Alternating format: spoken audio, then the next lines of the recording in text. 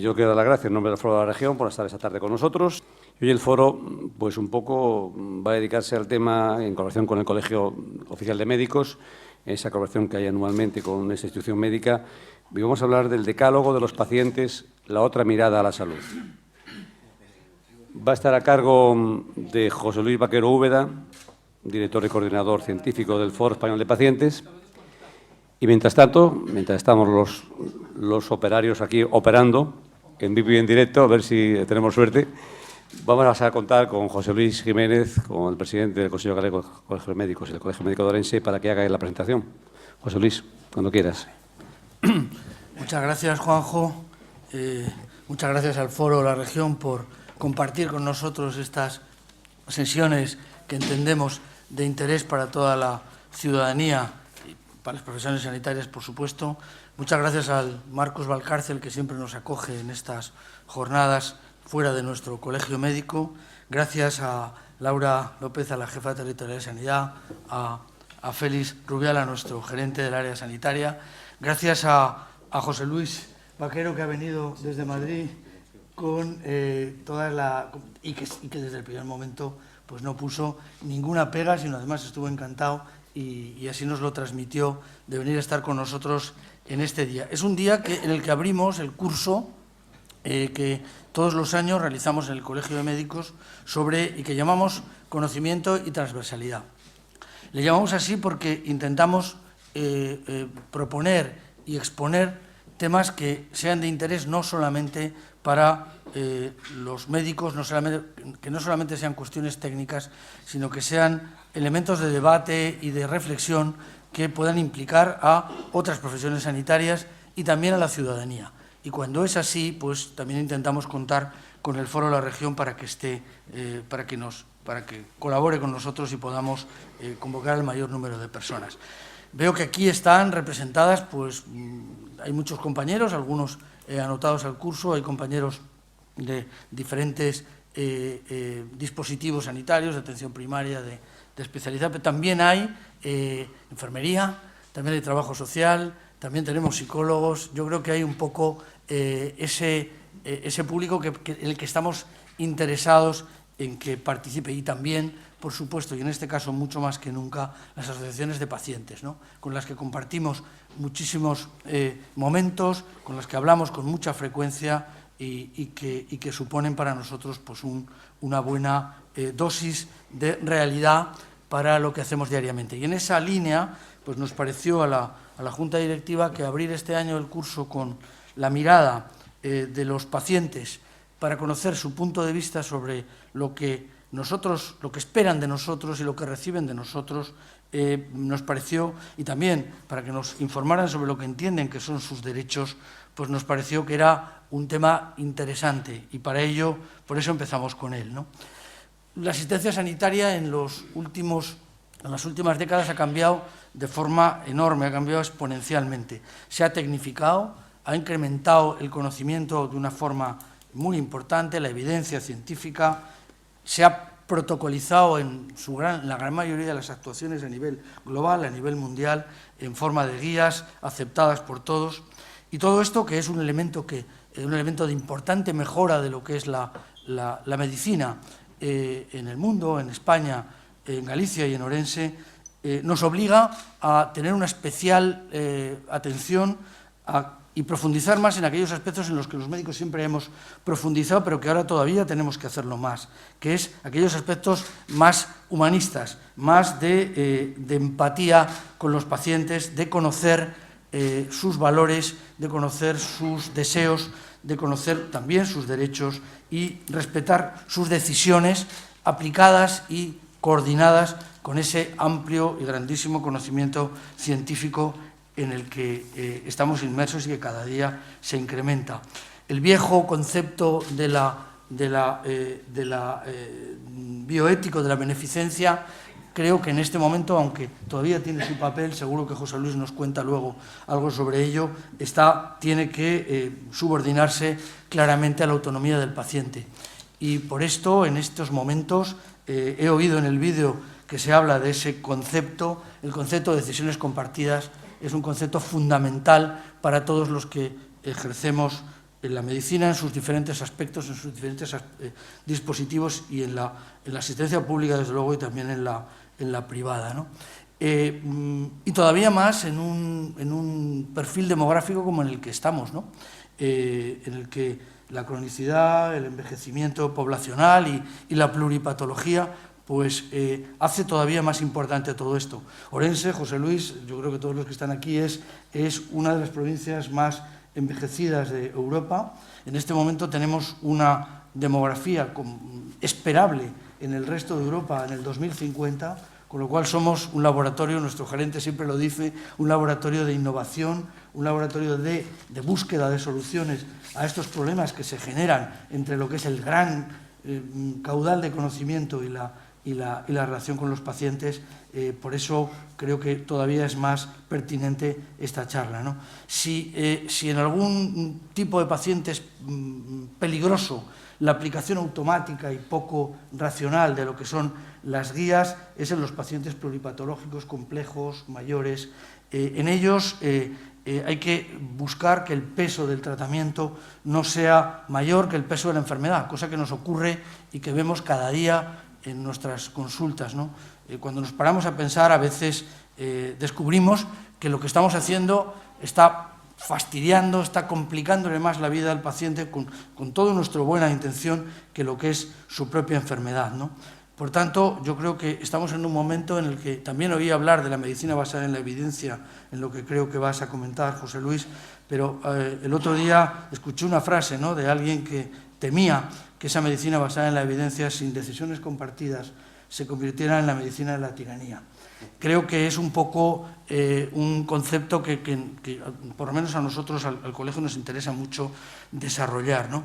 Creo que en estos pacientes mayores, en estos pacientes crónicos complejos, tenemos que mirar no solamente las diferentes problemáticas asistenciales, sanitarias, sus diferentes enfermedades, sino que tenemos que mirarle a la cara, escucharle mucho más, conocer su entorno, conocer su familia, conocer sus condiciones sociosanitarias, empatizar, descubrir y empujar para que nos los cuente, ¿no?, sus deseos y sus valores, para ser capaces de aprender poco a poco, adaptar el tratamiento a ellos, no a la cantidad de enfermedades que podemos listar, a veces que no nos caben en un folio, ¿no? Por eso tenemos que intentar evitar otras frases que hoy en día están en el debate, ¿no?, como el encarnizamiento terapéutico y la idolatría tecnológica, la que a veces nos lleva a ese encarnizamiento terapéutico en algunas ocasiones, ¿no? Todo esto está expuesto ya en corrientes que son mundiales y que nosotros, los médicos de Orense y los médicos de Galicia, queremos de vez en cuando discutir en estas sesiones de transversalidad, ¿no? Todo lo que es la medicina mínimamente invasiva, que creo que vas a hablar de Víctor Montori después, que también lo he visto, ¿no? Las prácticas de valor, ¿no?, frente a aquellas cosas que nosotros somos los médicos más sabemos que a veces son correctas, que están indicadas, pero que no le aportan realmente nada valioso a los pacientes, ¿no? Por eso nos parece que hacer esta charla con este auditorio es pertinente, ¿no?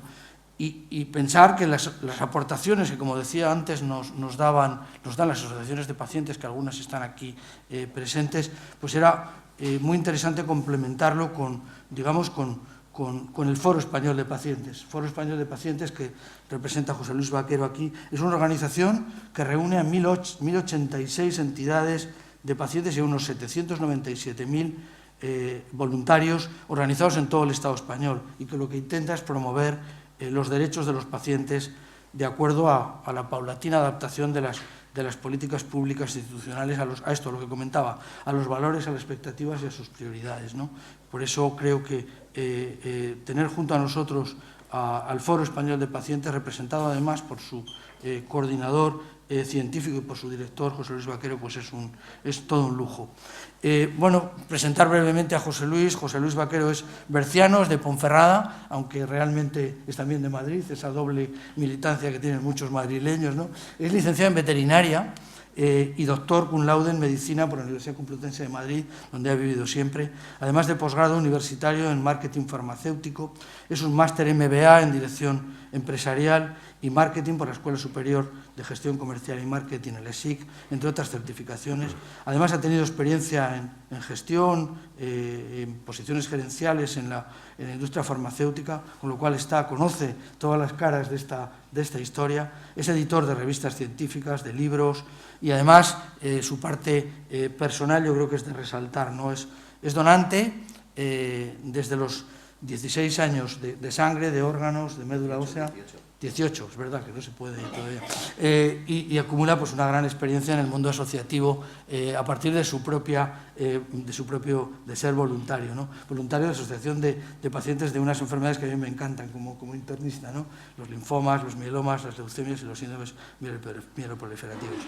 Y como he dicho antes, es el director y coordinador científico del Foro Español de Pacientes, y estamos encantados de tenerte junto a nosotros y con muchísimas ganas de escucharte, José Luis. Muchas gracias.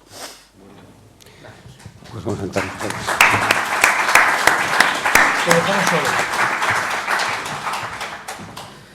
Bueno, muchísimas gracias a todos los que habéis tenido interés por venir. Vaya estrés el que hemos vivido antes. Todavía no sé si saldrá bien. Y a Montori le habéis oído mucho, porque era con lo que estábamos probando. En fin, muchas gracias por haber venido. Yo me siento como en casa y de verdad que agradezco la invitación y el despliegue, además, que habéis hecho pues, para que pudiera venir.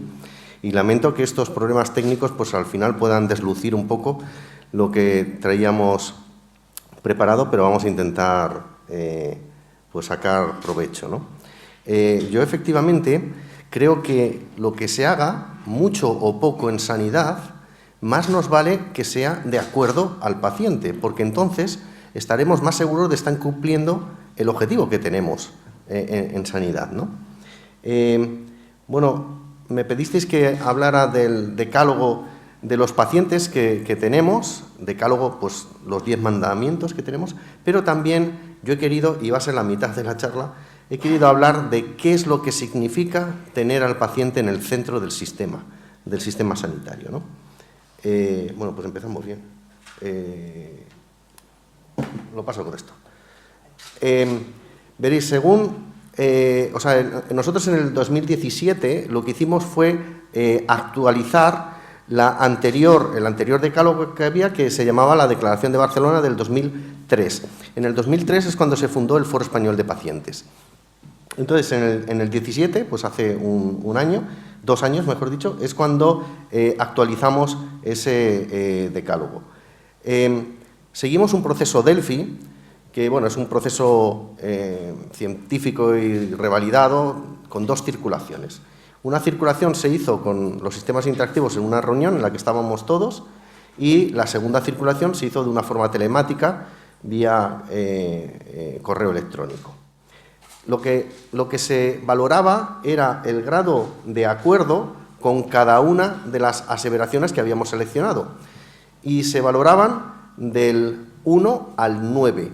Es importante que fuera al 9 y no al 10, porque se hacen 3 sectores de 3, ¿vale? Del 1 al 3, del 4 al 7, o sea, al 6, y del 7 al 9.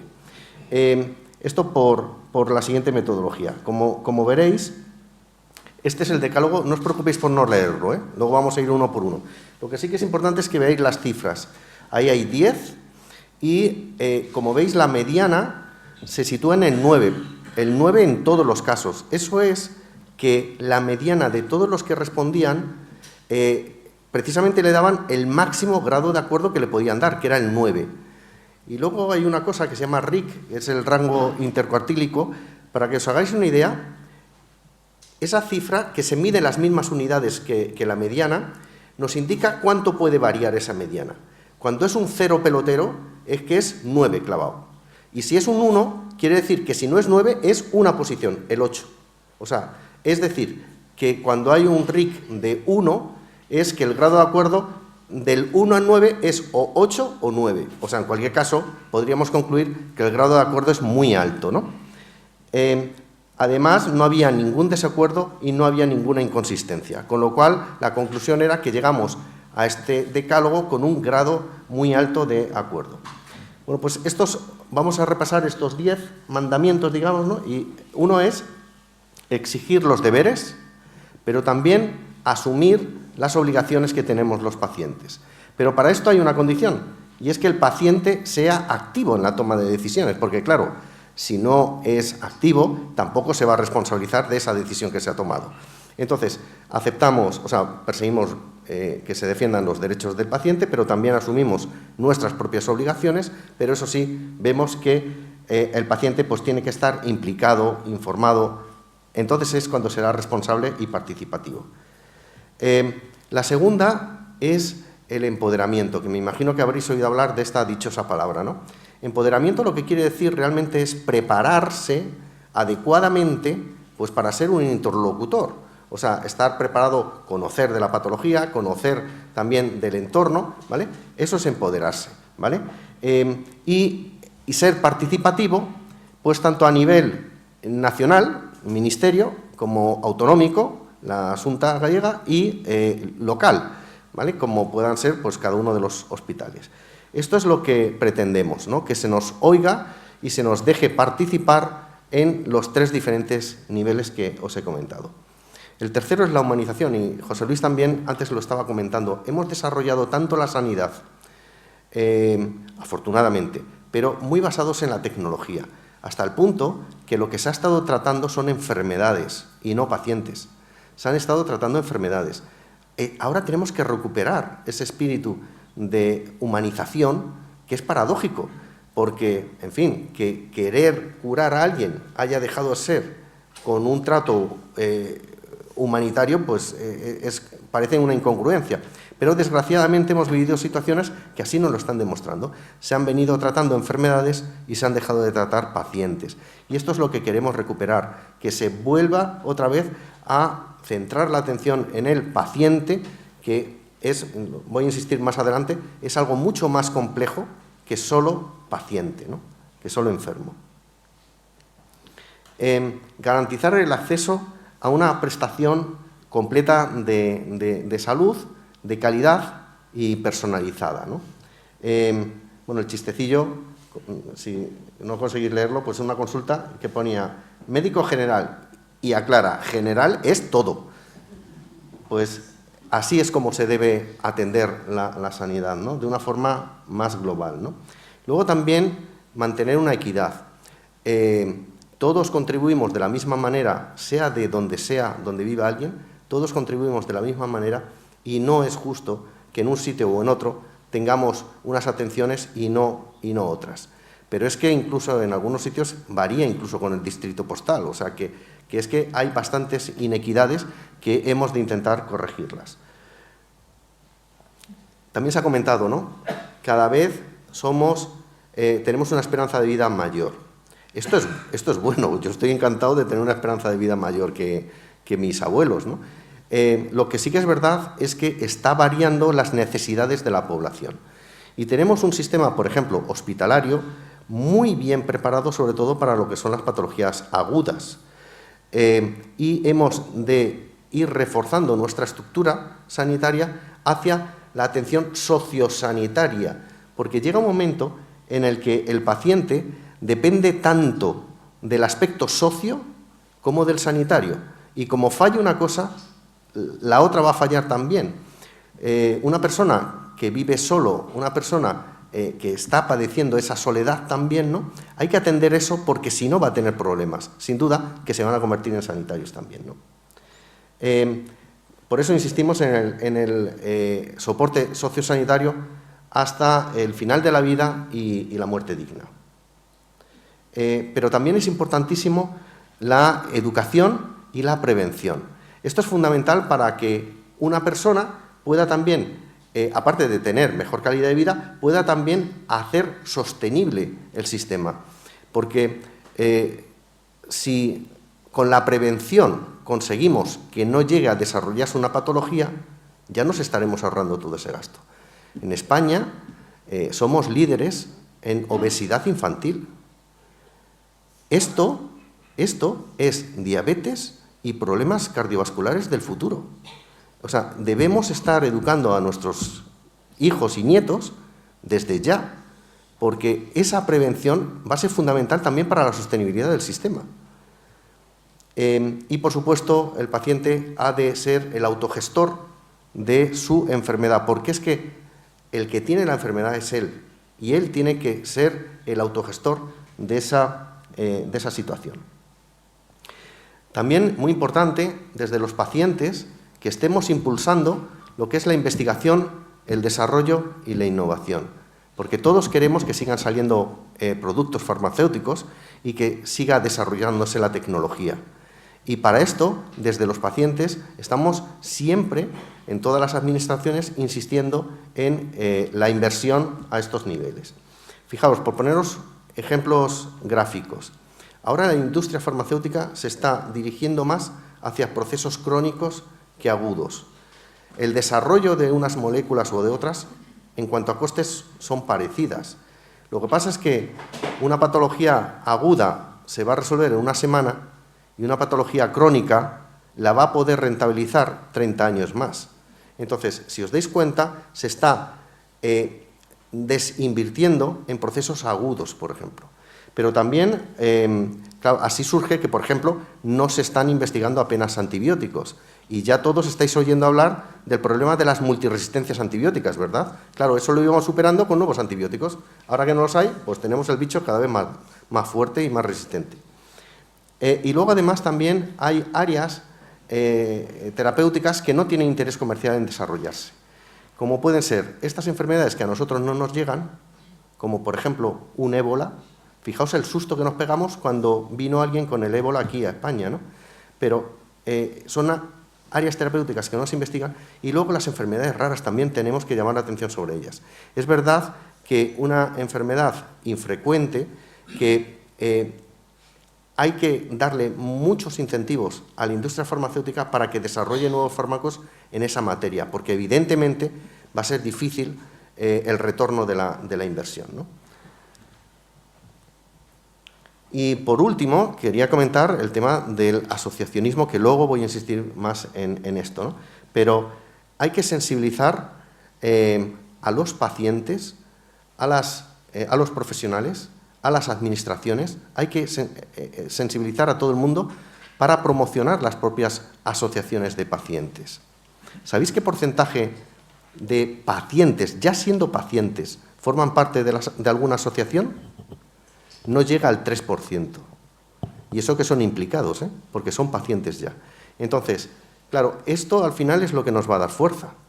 Entonces, tenemos que promocionarnos entre pacientes, con los profesionales y con las administraciones, ¿no? Como os comentaba, con las administraciones, como pueda ser el Ministerio o las administraciones autonómicas, fijaos que a dos niveles, ¿no? En el nivel micro, que era lo que comentaba también José Luis, en el nivel micro es el cuerpo a cuerpo, paciente-médico. Ahí ha de ser considerada la toma compartida de decisiones, porque no solo, como lo vamos a ver luego, no solo está amparado por la ley, es que además es más útil y más práctico, ¿vale? La enfermedad en sí se mueve en la incertidumbre, y si el médico solo tiene su visión académica de ese paciente y esa enfermedad, difícilmente va a dar con la solución más adecuada. Tendrá que escuchar al paciente, porque el paciente es el experto en su propia enfermedad y es un lujo prescindir de su propia información, ¿no? Pero luego también a nivel macro, y ahí es donde jugamos las organizaciones de pacientes. A nivel macro, con las administraciones, también podemos intervenir, debemos intervenir en la fijación de objetivos, en las estrategias, en los planes y también en la medición de los resultados. A nivel de los profesionales, es importantísimo también que nos prescribieran. O sea, fijaos, a un paciente le acaban de diagnosticar de diabetes, por poner cualquier ejemplo, ¿eh? Ese paciente, pues, o no conoce la diabetes o se va a llevar un susto. Bueno, es una enfermedad crónica, es decirle, te va a acompañar el resto de tu vida. Hay soluciones, se puede normalizar muchísimo la vida, pero estás con una enfermedad ya de por vida, crónica. Si en ese momento se le recomienda que contacte, por ejemplo, con FEDE, que es la Federación Española de Diabetes, ahí hay personal adecuado que le va a animar, le va a decir, mira, ¿me ves? Pues yo estoy haciendo la vida completamente normal. Ahora, eso sí, me tengo que estar haciendo las glucemias, tengo que estar siguiendo el tratamiento. O sea, le van a dar un apoyo al médico muy importante. No van a rivalizar con el médico, van a complementar la labor del médico. Por eso es por lo que creemos que el médico haría bien, sobre todo al diagnosticar, recomendar el contacto con una organización de pacientes. Las organizaciones de pacientes van a dar una buena información. ¿Qué es lo que va a hacer un paciente en cuanto sepa un diagnóstico? Pues si no es él, va a ser su hijo o su nieto, pero va a entrar en Internet y va a empezar a buscar cosas. Y va a encontrar cosas de verdad y cosas que son mentira. Pues más vale que empecemos a recomendar también fuentes de información. Las sociedades médicas, las organizaciones de pacientes también, como fuente de información y luego también como apoyo. La afectación emocional de la enfermedad es algo que el sistema nacional aborda escasamente y muchas veces es la organización de pacientes la que está invirtiendo en tener ese apoyo que le puede ofrecer a los pacientes. Entonces, no solo van a dar buena información, sino que además van a poder complementar la cartera de servicios, digamos, pues dando, por ejemplo, el apoyo emocional, ¿no? Pero lo que tenemos, ya paso a la segunda parte, lo que tenemos claro es que todos o somos enfermos o lo vamos a ser en algún momento, ¿no? ¿Hay alguien que nunca haya estado enfermo en la sala? ¿Verdad que no? Voy a hacer una pregunta un poquito más delicada. ¿Cuántos ahora mismo tienen una enfermedad? Bueno, unos cuantos. Me quiero fijar en los que no habéis levantado las manos. Me quiero fijar en vosotros, porque no sé si sabéis que hay 6 millones de diabéticos y el 30% no lo sabe que lo es. Bajo un escalón más. Entre el 35 y el 40% de los españoles tienen hipertensión, es mi caso. Tienen hipertensión. A partir de los 60 años es el 65%. Y aún así, el 30% también está sin diagnóstico. Pero ¿sabéis que de la población española que están naciendo hoy, 1 de cada 2 hombres va a desarrollar un cáncer y 1 de cada 3 mujeres va a desarrollar un cáncer? Y el cáncer no se hace de la noche a la mañana, ¿eh? Excuso decir que es que a lo mejor alguien de los que no ha levantado la mano es que no sabe que tiene alguna enfermedad y la tiene. Y algún día dará la cara, porque todos o somos enfermos o lo vamos a estar en algún momento. Entonces, cuando hablamos de la relación profesional-paciente, siento haber sido provocador, solo era por sensibilizar. Cuando hablamos de la relación profesional-paciente, vemos que no es una relación como pueda ser la del bombero. El bombero tiene como objeto, como objetivo, cubrir, o sea, apagar el fuego. El zapatero, pues como el refrán, a tus zapatos, ¿no? El mecánico, pues los coches. Nosotros, para el médico o para el profesional de la sanidad, no somos solamente el motivo de su desarrollo profesional. No, en sanidad el paciente es una parte activa siempre, siempre lo es, aunque se abstenga de participar, ya está tomando una decisión, que es la de abstenerse. O sea, el paciente siempre es activo. Otra cosa es que se le pueda dejar ser más activo o menos, o que él mismo quiera ser más activo o menos. Pero no es un zapato. El paciente va a querer participar y lo va a hacer de una manera o de otra. Pero si yo os hiciera la pregunta de dónde debe estar el centro de atención, ni siquiera la hago, ya la pongo. O sea, está clarísimo, todos diríais, en el paciente, siendo generosos, yo diría que también a todos los afectados. Y dentro de los afectados está su entorno también, esto está clarísimo, pero fijaos, porque nadie tiene duda de esto, ¿verdad? Nadie tiene duda de esto. Pero si nadie tiene duda de esto, tampoco lo tendrá de esto otro.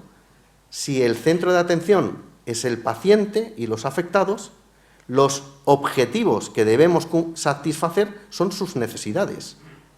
Estamos de acuerdo entonces, ¿no? Porque una cosa venía con la otra. Entonces, no vale solo decir que en el centro de la atención está el paciente. Hay que, de verdad, poner en el centro de la atención sus necesidades. Y aunque todos somos o seremos pacientes, hay que preguntarle en el cuerpo a cuerpo, paciente por paciente, porque cada uno tiene un propio proyecto de vida y hay que ajustarse a esa persona. O sea, no demos nunca por sentado que yo sé lo que tú necesitas. Pregúntamelo, ¿no? Fijaos, esto que os comentaba que iba a sacarlo más adelante es esto, ¿no? Ya tenemos legislación, como es, por ejemplo, la Ley 41 del 2002, en el que revalida la autonomía del paciente. Pero vamos, hay mucha legislación que defiende los derechos de los pacientes. Y una de ellas es esta, el estar informado y el ser partícipe de la toma de decisiones. Por eso pensamos que hay que insistir en la toma compartida de decisiones. Además, la toma compartida de decisiones, como os decía antes, va a permitir o va a hacer que también el paciente se implique más con su proceso. Por poneros otro ejemplo, no sé si hay alguien que no levante la mano, con artritis reumatoide. Pues hay diferentes tipos de alternativas terapéuticas, por ejemplo, entre los biológicos, pues hay terapias intravenosas y hay otras que te puedes llevar a casa e inyectártelas tú mismo. Bueno, pues hay que tomar esa decisión de forma compartida porque hay quien no se va a querer pinchar él solo en casa porque no se atreve y preferirá ir al hospital a que en el hospital de día le pongan la medicación. O sea, pero claro, aquel que se va a casa a ponérselo es que retira la medicación, se va a casa y se la pone. Claro, solo faltaría que retirara la medicación y que no se la pusiera, porque es carísima. Entonces, estamos implicando de verdad al paciente si le hemos implicado en la toma de decisiones. Y luego también comentaba, lo único que reforzaba esto que os había comentado yo, que la toma compartida de decisiones además implica al paciente y entonces le convierte en un colaborador, que si no es muy difícil implicarle a nadie, ¿no? Yo voy a seguir ya con la presentación. Está luego el tema de las guías de práctica clínica, ¿no? Que también quería comentar esto. Todos habéis oído hablar de ellas, ¿verdad? Las guías de práctica clínica conceptualmente están muy bien porque son fruto normalmente de una profunda revisión bibliográfica y además llevado a cabo de forma multidisciplinar, con lo cual se llega a hacer recomendaciones. Esas recomendaciones está bien que las haya porque nos van a orientar de por dónde deberíamos abordar a ese paciente con esa enfermedad. Lo que ocurre es que, por supuesto, todas las guías no se hacen de la misma manera, las hay mejores y las hay peores. Por supuesto, si una guía intenta ser economicista, pues ya está fallando en algo, ¿no? Pero las guías en sí hemos de entender que son una buena orientación en general para abordar una patología que tiene un paciente. Pero esto no exime que, en cualquier caso, se tenga que ajustar esa guía a la persona concreta, porque la guía tampoco debe ser un corsé. Nos da una orientación, pero luego hay que ver, paciente por paciente, si se ajusta más o menos, porque la guía habla de un paciente tipo, no de este paciente concreto, ¿no? Entonces, las guías, bien, porque van a dar una orientación importantísima, pero luego se tiene que ajustar a cada una de las situaciones particulares. ¿Por qué? Porque cada paciente es diferente, realmente cada paciente es diferente. Y el tratamiento, evidentemente, tiene que ser personalizado, o sea, tiene que ajustarse a ese paciente. Fijaos, esto lo decía Albert Jovel, fue nuestro fundador en el Foro Español de Pacientes, él mismo era paciente también y desgraciadamente ha muerto, y él ya decía que lo importante es el enfermo, no es la enfermedad. Fijaos cómo empezaba a comentaros, ¿no?, que hemos estado tratando mucho tiempo enfermedades y no a pacientes, ¿no? Esto es algo que es fundamental. Y además hemos de adaptarnos de una forma continuada al proceso de vida porque van cambiando las necesidades de cada uno de los pacientes. Obviamente no son las mismas sanitariamente las de pediatría que las de geriatría, ¿no? No son las mismas y hay que irse adaptando porque las necesidades van cambiando. Fijaros que en un siglo, el pasado, en de 1900 al 2000, se ganaron 40 años de esperanza de vida, 40 años. Ya estamos en torno a los 80 y tantos, 90, pero es que a principios de siglo apenas eran 40 y pocos años. Y estamos hablando de España, o sea, no estamos hablando de un país en vías de desarrollo. Hemos conseguido, y mucho ha sido con la sanidad, tener esta enorme supervivencia. Pero evidentemente cambian nuestras necesidades. Esto también hice antes alusión a ello, ¿no? El paciente mayor es un paciente que generalmente tiene alguna patología crónica. Pero es que además seguramente tenga más de una patología crónica. Seguramente esté polimedicado. Seguramente tenga cierta dependencia. Al menos ha perdido parte de sus habilidades. Puede vivir en soledad, con lo cual él se lo come y se lo guisa, o ni se lo come ni se lo guisa, que esto es algo importante, quien está solo también se abandona, y evidentemente puede ser también una persona frágil, ¿no? Por todo ello, es una persona en la que hay que mantener muchísima atención. Y por eso os insistía en que el sistema sanitario ha de reforzar sobre todo la parte sociosanitaria, porque a este tipo de personas seguramente les afecte más incluso el aspecto social que el sanitario. El sanitario será algo que cuando llega el momento pues hay que abordar, pero lo social es algo que le va minando y minando y minando. Y luego además hay que hacerlo de una forma integral. Fijaos, la OMS, la Organización Mundial de la Salud, define salud como el bienestar físico, emocional y social. Y esa es la salud. Y la salud no es la ausencia de una enfermedad. No estás enfermo, pues estás sano. No, no, no. Tienes que tener bienestar físico, emocional y social. Eso para la OMS. Yo, además, aquí cada uno podría decir, y espiritual, y... Sí, todo eso va a afectarle a la persona. Pero, desde luego, a la persona hay que tratarla de una forma holística, ¿no? O sea, de una forma general. Hay que fijarse en la persona, no en el paciente, que eso es una circunstancia.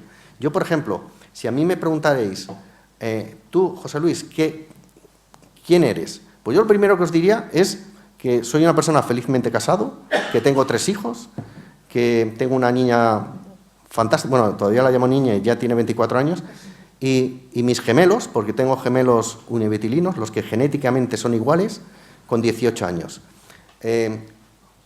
Hice veterinaria, luego me doctoré en medicina.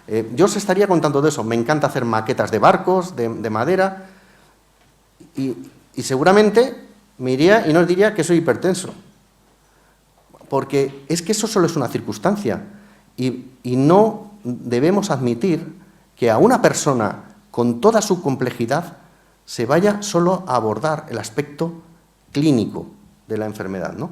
Hay que abordar también la afectación emocional, que puede ser enorme, ¿no? Enormemente perturbadora. Hacemos otro intento con vídeo. Si no se ve el vídeo, malo.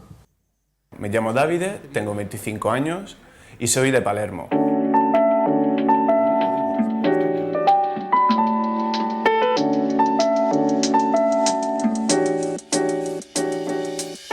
En 2014 conocí a mi novia Cecilia, que estaba de Erasmus ahí en Palermo, en mi ciudad, y un año después me vine aquí a España. Me vine a España porque necesitaba un cambio en mi vida. Busqué trabajo, encontré trabajo y un año después compaginé el trabajo con una formación profesional de paisajismo y medio rural, aquí en la región de Murcia. También tenía tiempo para hacer deporte, que siempre ha sido una gran pasión para mí. Y cada día me escapaba un par de horas para ir a nadar, ir a correr, iba a prepararme un decatlón.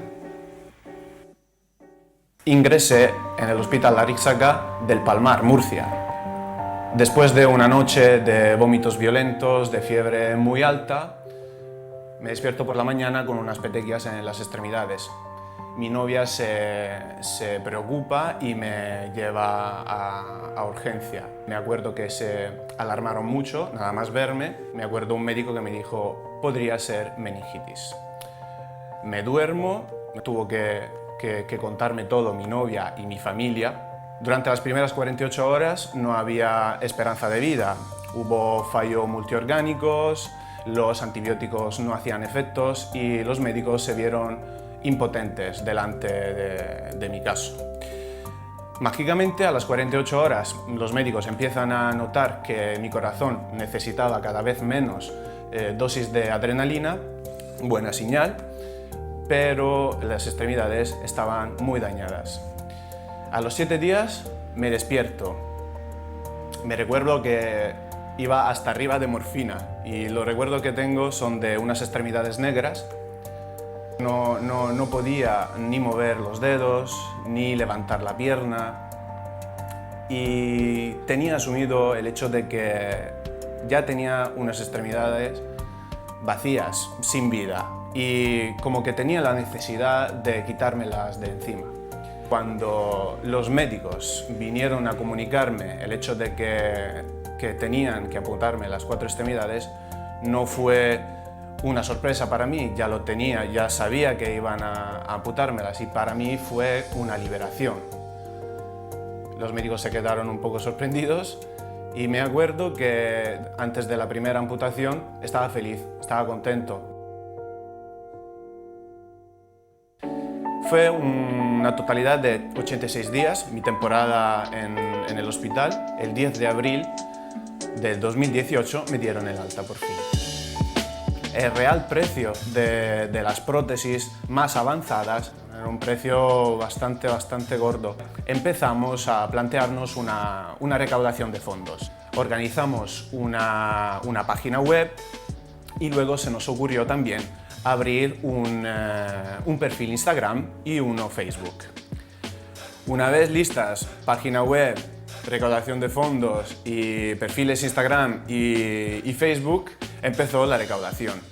La gente inesperadamente se volcó y gracias a ellas, en una semana y media, tenía ya todo recaudado. El presupuesto estaba ya más que superado. Fue brutal, una alegría inmensa.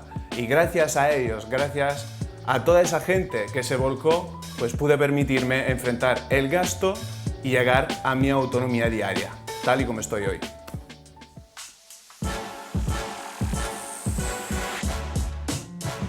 Hago deporte, mucho deporte, y uno de mis sueños más grandes es llegar a las Paralimpiadas. Mi adaptación a las prótesis fue bastante fácil y rápida, quizá por el hecho de haber sido deportista desde toda la vida. El cuerpo tiene memoria y si le has dado deporte toda la vida, te va a recompensar por ello.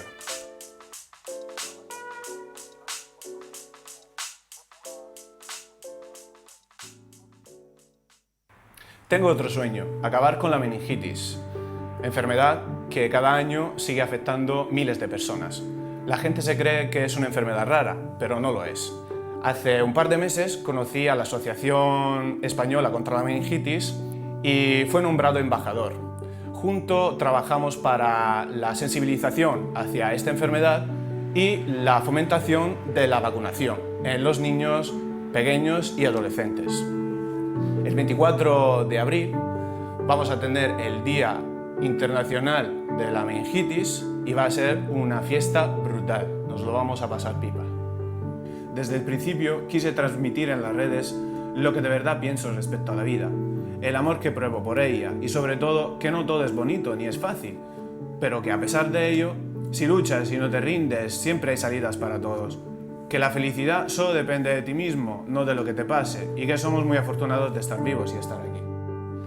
A través de mi mensaje espero poder ayudar a la gente a entender lo bonito de la vida, que es preciosa, que es muy valiosa y que hay que disfrutarla cada día. Quiero lanzar un mensaje a todos los supervivientes de meningitis. Tenemos dos opciones: hundirnos y quedarnos con miedo sobre lo que nos va a pasar de ahora en adelante, o levantarnos, seguir luchando y mirar la vida de frente. Quiero dar ánimos a todos los que han tropezado con esta enfermedad, familias y seres queridos. Solo tenemos una vida y una bacteria no va a decidir si vamos a disfrutarla o no.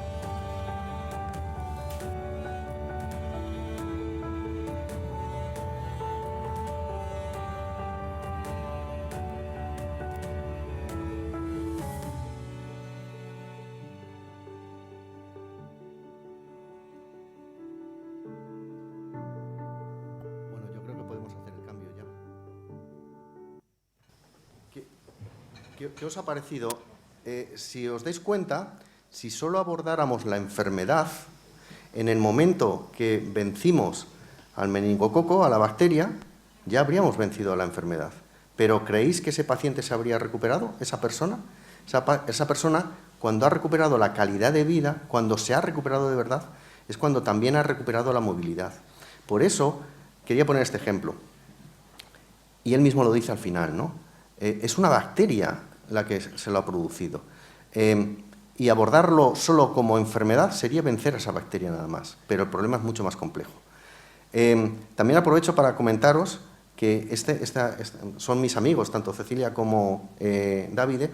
Davide es de Palermo, no sé si llegasteis a oírlo al principio, y Cecilia le conoció en un Erasmus allí en Palermo.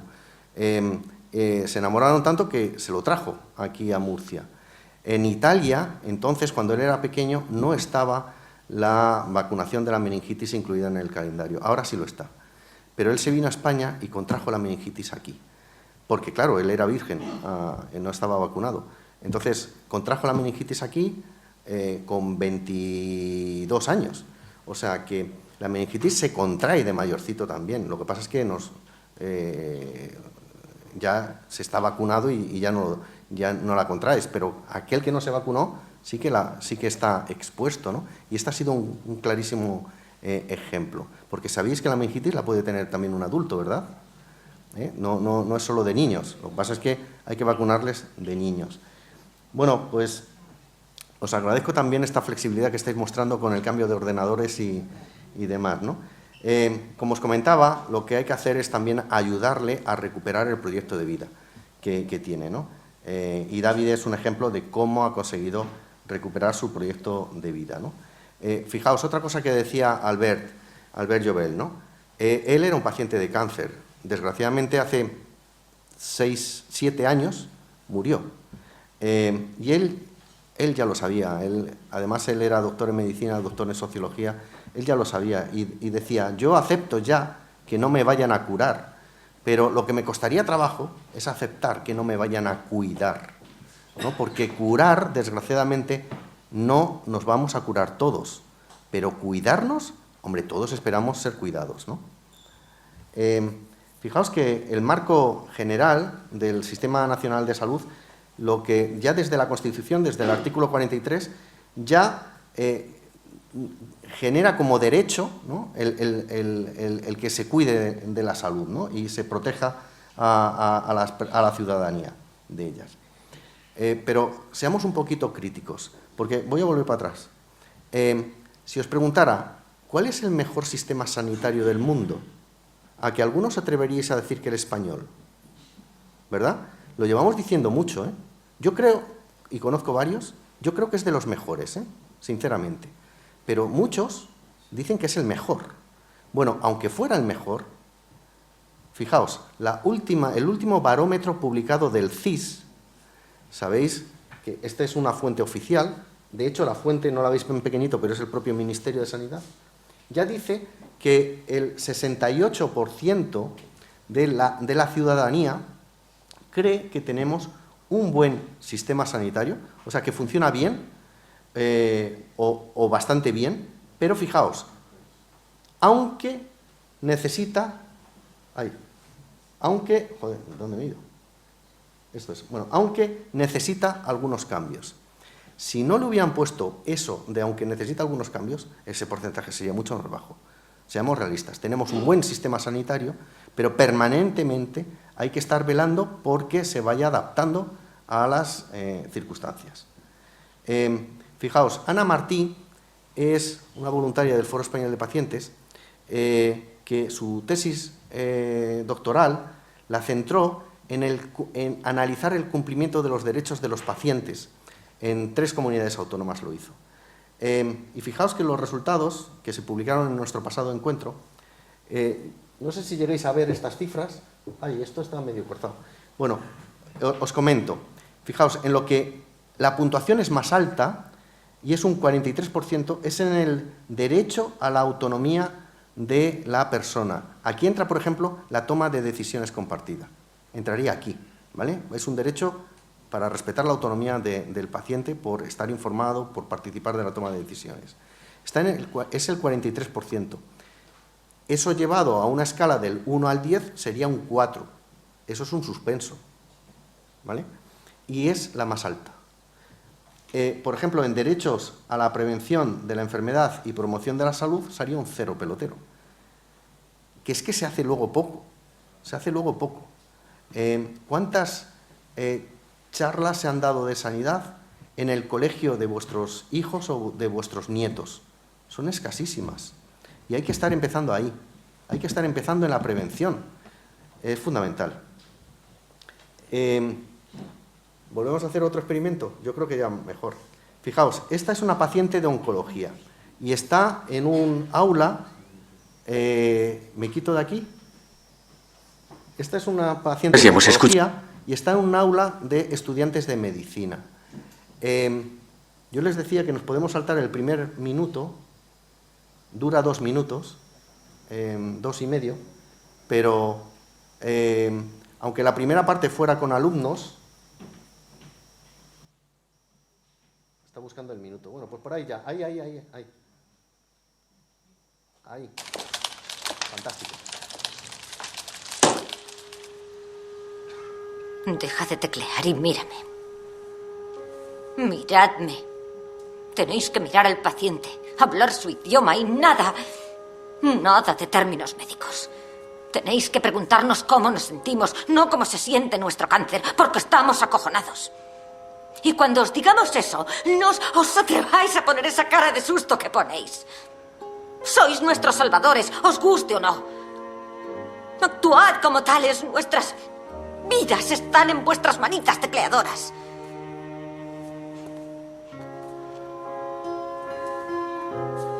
Por favor, escuchadnos. Algo más de 2 minutos. Recordad nuestros nombres. ¿Sabe, Dr. Sherman? Lee Fallon es una persona. No es solo una baja de su ensayo. Y cuando las cosas se pongan feas de verdad, cogednos fuerte de la mano. No nos soltéis. Puede que seáis la última persona que veamos en vida. Si eso os asusta, no deberíais ser médicos del cáncer. Seamos más optimistas, señora James. ¡No haga eso!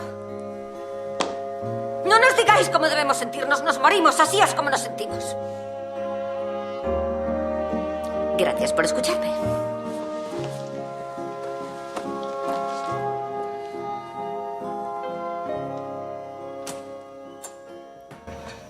Bueno, he venido en plan provocador, ¿no? Porque yo creo que también esto... Tenemos que situarnos. Estaba en una clase de estudiantes de medicina, ¿no?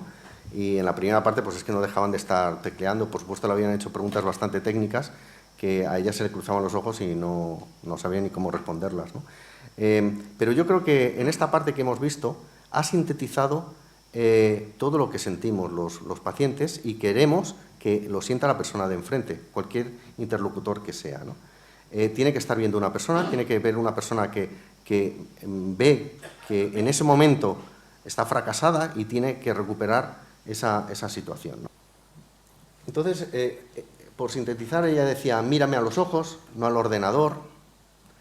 En atención primaria esto es bastante, una situación bastante común, ¿no? La de que se mira más. También es que el médico tiene mucha carga administrativa, ¿no? Y bueno, la fuerza obliga muchas veces, pero ya querríamos tener más contacto visual, más contacto físico también. Habla mi idioma, esto desde luego. Y dame fuerza, ¿no? No me compadezcas, no me engañes, pero anímame, ¿no?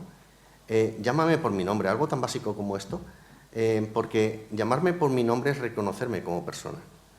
Y luego escúchame y cógeme la mano. Esto es una síntesis así que hacíamos de ella, ¿no? Veréis, luego está el tema de la sostenibilidad, que también, ya voy terminando porque tampoco os quiero aburrir, pero el tema de la sostenibilidad, ¿no? Hablamos, además, hay personas también aquí que gestionan la sanidad y yo les voy a dar mi punto de vista, ¿no? Fijaos, esto se publicó hace un par de años, pero me lo enseñaron, esta noticia me la enseñaron más actualizada, lo que pasa es que no encontré la fotografía, y venía a decir lo mismo, ¿no? España tiene la sanidad más eficiente de Europa y la tercera mejor del mundo. Fijaos lo que dice, ¿eh? Más eficiente, y lo hace sinónimo de mejor del mundo. ¿Os dais cuenta? O sea, la tercera mejor del mundo. Y esto, desde pacientes, yo tengo que decir que para nada es verdad.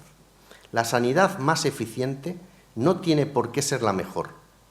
Y os explico por qué. Eficiencia es un cociente entre resultados en salud y lo que te ha valido conseguir esos resultados. Esto lo comprendemos, ¿no? Cuanto menos cueste conseguir unos resultados, será más eficiente. Claro, lo importante también es que los resultados en salud se fijen en lo que aporta valor al paciente. ¿No era el foco de atención el paciente? Pues que esos resultados de salud estén dando valor al paciente. Eso es algo importante en el numerador. Pero algo también importante en el denominador es que, si os dais cuenta, si hacemos muy pequeñito, o sea, por ejemplo, si vamos reduciendo el precio de las cosas, podemos llegar incluso a justificar resultados menores con el criterio de la eficiencia. ¿Me entendéis? Si esto lo hacemos pequeño, puedo seguir manteniendo la misma eficiencia siendo esto también más pequeño. Y entonces podemos estar cayendo eficientemente, pero cayendo en un deterioro de la calidad. Entonces, por eso, quiero dejar bien claro que, al menos desde pacientes, el aspecto de eficiencia no es sinónimo de ser mejor. Lo que pasa es que hay limitaciones económicas. Y la calidad se debe medir en el valor que le aporta al paciente, pero la calidad en sí misma ya implica un coste, evidentemente. La eficiencia es la que va a dar más sostenibilidad. Y no me cabe ninguna duda que hay que hacer un sistema sostenible, pero lo que hay que hacer sostenible es la calidad del sistema. De hecho, como decía otra vez y saco a mi predecesor, a Albert Jovel, la sanidad no es un coste, es una buena inversión. En cuanto a la humanización, pues evidentemente una cosa es muy distinta de la otra, ¿no? Pero en el aspecto de la humanización, más nos vale que se toque a toda la estructura.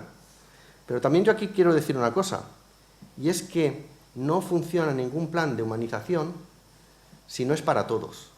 Y cuando digo para todos, lo digo desde los pacientes, debe serlo también para los profesionales, porque al final es el que está con nosotros, el profesional.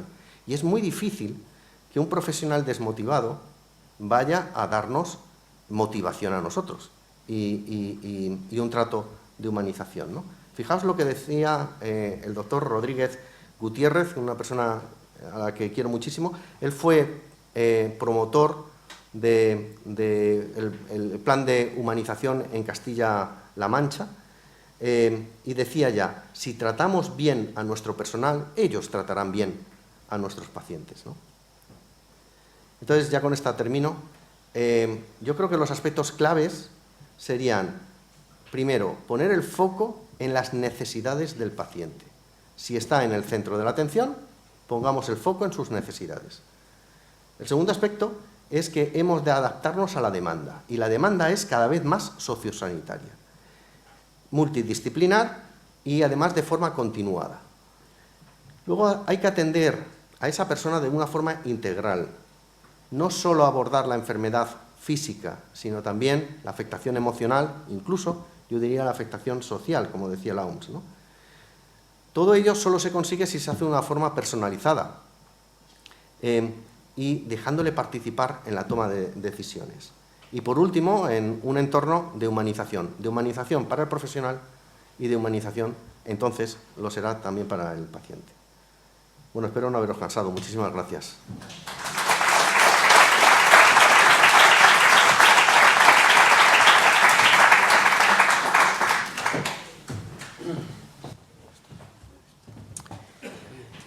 Bueno, José Luis, hemos demostrado hoy que somos un foro de pacientes porque hemos tenido una paciencia inconmensurable para que el tema tecnológico se arreglase y podemos asistir a tu intervención con con lo cual es un tour de force que hemos tenido aquí en esta sala. Bueno, y ahora corresponde el turno de las preguntas, evidentemente, que es la salsa de todos los foros, evidentemente, ¿no? Siempre damos la oportunidad de que las preguntas las formulen. Yo, si por favor pido que en sala me pongan el micrófono, porque si no tenemos micrófono no hay preguntas. Juan, por favor. Es que es importante que hagan el micrófono que esté... No sé si me oye, a ver. Me gustaría... Es que el problema cuál es, en sala nos oímos, pero al estar en streaming, si no hay micrófono, no se oye la pregunta en el medio. ¿Es posible que alguien nos traiga un micrófono, por favor, para hacer las preguntas? Sí, un momentito. Sí.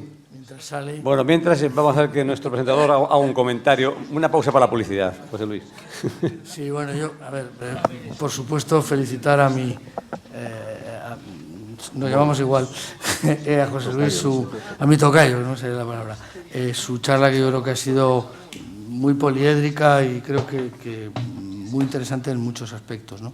A ver, yo creo que hay cosas que me han... Voy a dar primero las cosas positivas y luego alguna provocación, ¿no? A ver, creo que es cierto una cosa que has dicho al principio, ¿no? La prescripción como médicos a los pacientes de acudir a las asociaciones, ¿no? Yo creo que...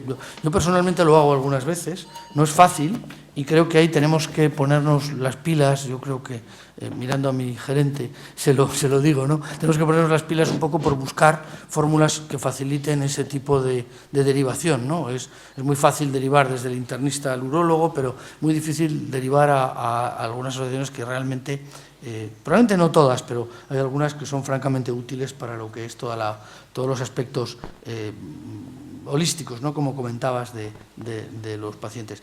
A ver, yo creo que también es cierto, y esto yo creo que lo compartimos todos los que estamos trabajando y los que hemos tenido alguna vez responsabilidades de gestión, que muchas veces se carga sobre el sistema público de salud muchas cosas que no son solo del sistema público de salud. O sea, todos estos problemas, y bueno, mis compañeros de trabajo social lo ven, ¿no? Todos esos problemas que son sociales y que deberían, sociales y no solo sociales, en los que debería estar pues el ayuntamiento, debería ser mucho más multidisciplinar, ¿no? Hacíamos una propuesta hace tiempo en un mismo foro aquí, ¿no? De hacer, digamos, establecer estructuras que faciliten eliminar la dependencia, ¿no? A veces se carga sobre el sistema de salud cosas que el sistema de salud ya le llega con todo lo que tiene, ¿no? Con el tiempo que necesita para estar con los pacientes. Yo creo que es un aspecto que tenemos que decir, ¿no? Y luego, a ver, hay una cosa que sí que me parece también importante, y esta es la provocación, ¿no? Las asociaciones de pacientes son absolutamente necesarias, pero hay un elemento que se está jugando en la sociedad, ¿no? Y lo pongo en la boca de una médico de familia británica que escribe un libro que se titula The Patient Paradox, ¿no? En el cual dice que en Escocia, y eso pasa en España y mis compañeros de primaria lo saben muy bien, el 90%, decía ella, de los pacientes que vienen a mi consulta no están enfermos, tienen miedo a estar enfermos. Un poco va provocando a tu aseveración de todos estáis enfermos, ¿vale? Es probablemente cierto, pero yo creo que en la sociedad en este momento hay que jugar un poco ese equilibrio, ¿no? Hay una tendencia a asustar, pero no nosotros, todo el mundo le asusta. El vecino asusta al otro vecino, oye, mira, que es que se ha muerto no sé qué, de no sé qué. Oye, hijo, si no te está... el PSA, no sé qué, todas estas historias, ¿no? Entonces yo creo que también deberíamos tener una mirada todos, ¿no? Y las asociaciones también no digo de no alarmar, sino de también procurar buscar evitar ese miedo y promocionar también la alegría de vivir, ¿no? Sí, es un elemento muy importante, ¿no? No, vamos a ver. Desde luego no hay que ser un hipocondríaco y pensar que se tiene cualquier cosa. Está lleno el mundo de hipocondríacos, ¿eh? Ahora, cada vez bueno, más. pero eso no es lo que yo voy a promocionar. O sea, no voy a promocionar que nos convirtamos en hipocondríacos. El efecto que estabas comentando es el sobrediagnóstico, ¿no? A veces, de tanto decir que padeces algo, pues ya incluso te dicen, pues será que lo padeces. Y ya el colmo es si encima te pones a tratarlo, ¿no? Evidentemente. Yo cuando os comentaba esto era un poco por sensibilizaros a que de verdad todos o somos o vamos a ser pacientes. O sea, no estamos hablando del viaje a la luna, que alguien puede decir, pues si es que yo no pienso ir nunca a la luna, y seguramente sea verdad y nunca vaya a la luna. Pero no hablar de pacientes, no hablar de enfermedades cuando todos o somos o vamos a ser pacientes, esto era, yo quería llegar hasta eso, hasta esa sensibilización. Pero en modo alguno animar a nadie a que sea un hipocondriaco o a sobrediagnosticar, porque eso va a ser minarnos, ¿no? O sea, eso, obviamente. Si se me ha interpretado así, me he expresado mal. Es solo por provocar, nada más. Pero es la realidad de un poco de cada día, ¿no? Yo creo que de todos los que hacemos asistencia pura y dura, ¿no? El problema también de quitar hierro, ¿no? Porque es un poco lo que a veces uno ve, y los pacientes ancianos muy frecuentemente. O sea, viven 20... Lo que busca es compañía. Claro, ya lo sé, por eso. Y a veces la compañía la busca a través de síntomas somáticos, ¿no?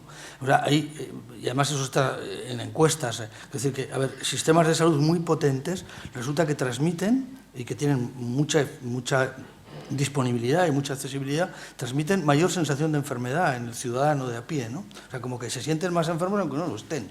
Yo creo que hay un elemento ahí, por eso lo metí ahí, pinchaba un poquito para que lo comentáis, porque yo creo que es una labor de todos, ¿no? Bueno, pues a ver la provocación entre el público, entonces. A ver, ¿quién levanta la mano para que le... Sí, allí, ahí, al fondo, sí, por favor. Sí, hola. Yo quería saber qué piensa el Foro Español de Pacientes sobre enfermedades como la sensibilidad química múltiple y la electrohipersensibilidad, cuya frecuencia no cesa de aumentar en todo el mundo, y si además están haciendo algo para informar a la población sobre estas enfermedades emergentes y el riesgo del uso indiscriminado de productos químicos y tecnologías que pueden afectar a la salud, y además para defender los derechos de los afectados por estas patologías. Gracias. Gracias. No te he fijado y no sé dónde mirar, pero... Al fondo, al fondo. Vamos a ver, entendamos que es también el Foro Español de Pacientes, ¿eh? El Foro Español de Pacientes es un conglomerado de organizaciones de pacientes. Yo mismo pues soy de la Asociación Española de Trasplantados y soy también de la Asociación Española de Linfoma, Leucemias y Mielomas. En cada una de ellas se abordan los problemas específicos de esos pacientes. En el Foro Español de Pacientes, y ellas forman parte del Foro Español de Pacientes como muchas otras. En el Foro Español de Pacientes solo se abordan problemas transversales que afectan a todos. Por ejemplo, pues el problema de pues por poneros un ejemplo, la multiresistencia bacteriana. ¿De qué organización de pacientes es? Pues de ninguna o de todas. La desnutrición relacionada con la enfermedad. La afectación emocional, que tanto se ha hablado de ello. El Foro Español de Pacientes es a lo que nos dedicamos en él. Luego yo, en la de linfomas, leucemias y mielomas, sí que estamos luchando por los derechos concretos de estos pacientes. Entonces, eso que me comentas es una función que tenéis que hacer desde esa asociación. Lo que, si entras en el foro, vamos a intentar amplificar todos tus mensajes. Pero van a tener que ser tus mensajes, porque ninguno de nosotros somos expertos en la materia. De hecho, aunque yo tenga cierta preparación, pero yo me considero experto pues, en esas dos, en trasplantes y en las enfermedades neoplásicas líquidas, ¿no? En leucemia, linfomas y mielomas. Pero los expertos en esa materia sois vosotros. Entonces, si queréis cobertura del foro, nosotros sí que vamos a poder amplificar vuestros mensajes, pero van a tener que ser vuestros mensajes, que sois los expertos. Es que cada uno va a tener una función distinta. Gracias. José Luis, me ha gustado mucho tu charla. Yo hago la pregunta desde el lado médico, con lo cual pasamos al otro lado. Quería hacer una pregunta y un comentario. El comentario va referido a lo que es toma de decisiones compartida, que es de lo que hablamos muchas veces, pero que la realidad no existe o prácticamente no existe, porque muchas veces no tenemos ni siquiera los médicos la información para que el paciente tome esa decisión. Un ejemplo, si yo mañana hago endoscopias, si yo mañana te quito un pólipo, digo, mejor que te sigas haciendo colonoscopias porque tienes riesgo de hacer un cáncer en el futuro. Sin embargo, si yo te digo, no, si no te hacemos ningún tipo de prueba, tienes un riesgo de tener un cáncer de colon en los próximos 10 años de un 1,5%. Y si te hacemos colonoscopias, pues es de un 1%. Entonces, probablemente tú te pensarás más concretamente si te vale la pena todo esto. Y yo creo que estos datos concretos con los que sí que podemos discutir con el paciente no los tenemos de la mano por muchas cosas. Y yo creo que esto es un ejemplo porque me queda de cerca, pero hay muchos más. Ese es el comentario que quería tener. Yo creo que es un comentario crítico porque necesitamos esa información para poder hablar, para tomar decisiones compartidas. Mientras no los tengamos, no vamos bien. Hablamos de cosas generales. Una pregunta, porque yo creo que es muy importante. ¿Las asociaciones de pacientes están en este momento suficientemente posicionadas como para influir en la toma de decisiones sanitarias, en las directrices que se hacen en las comunidades autónomas a nivel del Ministerio de Sanidad, o tenemos todavía mucho camino que andar en este momento? Porque yo tengo la sensación de que sí, que hay mucha cosa que andar todavía, porque comparativamente con lo que pasa con Reino Unido, no tienen ese peso en este momento. Gracias, Joaquín. ¿Os repartí la respuesta? No hay problema, ¿eh? Yo me he sentido más identificado con la segunda. Yo creo que la primera se la dirigías a este José Luis. Bueno, ¿no? Joaquín Cubiella sabe muchísimo más que yo de eso, porque es el que más sabe de Orense y probablemente de Galicia. A ver, claro, evidentemente que tenemos que tener esa información, claro que la tenemos que tener. A ver, yo creo que muchas veces la tenemos, otras veces, bueno, la tenemos y no la miramos, y otras veces, a ver, eso ocurre, a ver, con cosas mucho más sencillas que una colonoscopia, con la anticoagulación, ¿no? O sea, uno puede decidir no anticoagularse y no es una barbaridad. O sea, asumes un 3% anual de riesgo de más riesgo de ictus que los demás, solo, ¿eh? Y esto es una religión, no hay Dios que lo quite. Evidentemente que eso ocurre, pero yo ya por completar, a ver, es difícil a veces, aunque quieras tomar decisiones, trabajar en contexto de decisiones compartidas, hay muchos pacientes que no lo quieren, ¿eh? Eso vosotros lo sabéis. O sea, es decir, usted dígame qué es lo que haría. ¿Vale? Yo intento, ponga usted delante de... Por eso te devuelvo la pregunta, que te cae otra vez. A ver, esto ocurre pero ese diariamente. Paciente... Pasa, yo creo que es lo que decía Joaquín, que al final, aunque tengamos los datos y los expongamos, siempre hay un elemento... a ver, la parte de beneficencia que estamos intentando olvidar de la bioética, el paciente todavía la quiere, la quiere y está bien que la quiera desde mi punto de vista en algunos aspectos, ¿no? Porque le quita carga de dolor algunas cosas. Claro, sin duda. Vamos a ver. Lo ideal es tomar las decisiones de forma compartida, pero ¿cómo de compartida? ¿Al 50% o al 90% y al 10%? El paciente, ¿por qué cuando está enfermo va al médico y no va al mecánico? Porque tiene confianza en que el médico sabe más de salud que yo y que el mecánico. Entonces, ya dejamos clara nuestra supeditación a su grado de experiencia y a su preparación, y por eso todo el mundo va a tener mucha confianza en el médico, porque es que si no, no iría. Entonces, claro, la toma compartida de decisiones no es al 50%, no, es que esté implicado en la toma de decisiones. Pero si hablamos de porcentaje, seguramente sea un 90-10. Y en otro a lo mejor es un 50-50. Un paciente tirano que diga, no, es que tú dame las alternativas y yo elijo.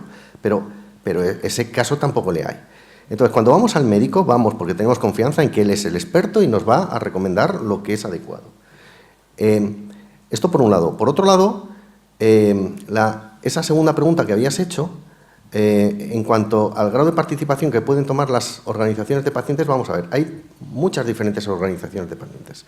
Las hay que es un afectado que ha reunido a otros 4 o 5 afectados y han constituido una asociación. Y a lo mejor, pues ni tienen preparación académica adecuada, quiero decir, médica, pero ellos ya están haciendo promoción de su enfermedad y se están uniendo pues para ayudarse y ya cumplen una labor.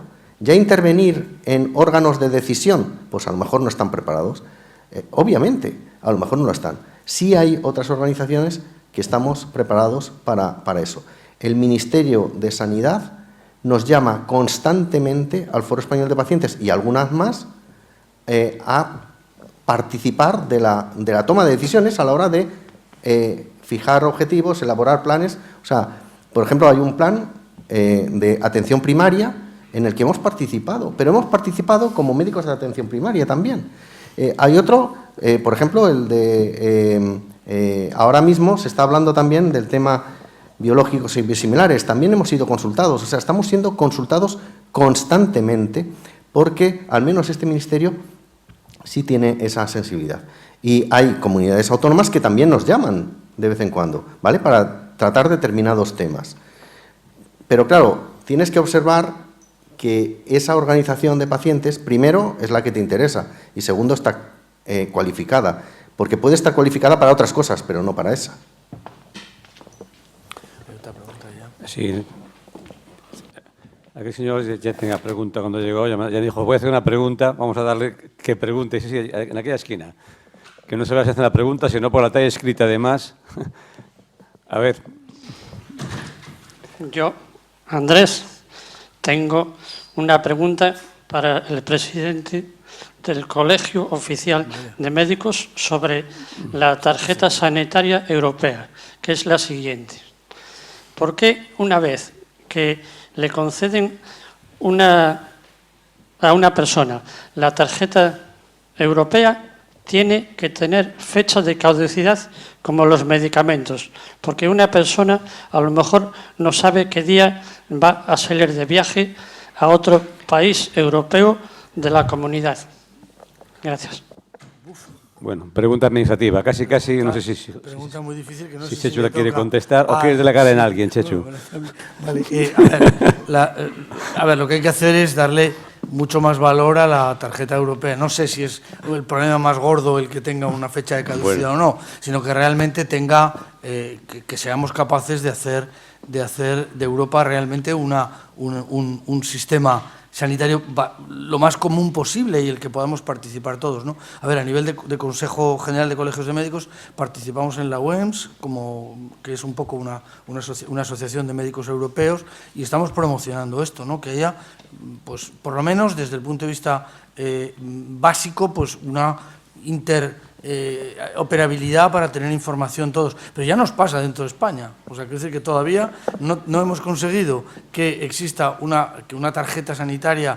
Ya se están avanzando estas cosas. Yo creo que ahí le toca al Ministerio y al Interterritorial hacer muchísimo más y creerse mucho más su papel, y olvidarse de la política un poquito. Yo creo que hay que empezar a trabajar antes de Europa también, pero en el Estado español, para que, no sé, la información básica de nuestros pacientes pueda transmitirse por la vía electrónica a los pacientes, cuando nuestro paciente va a Valencia o cuando nuestro paciente va a Madrid. Yo creo que ahí estamos todos de acuerdo y como Consejo General de Colegios Médicos lo vamos a intentar promocionar. Me parece muy buena la pregunta. Al menos, no sé mucho más.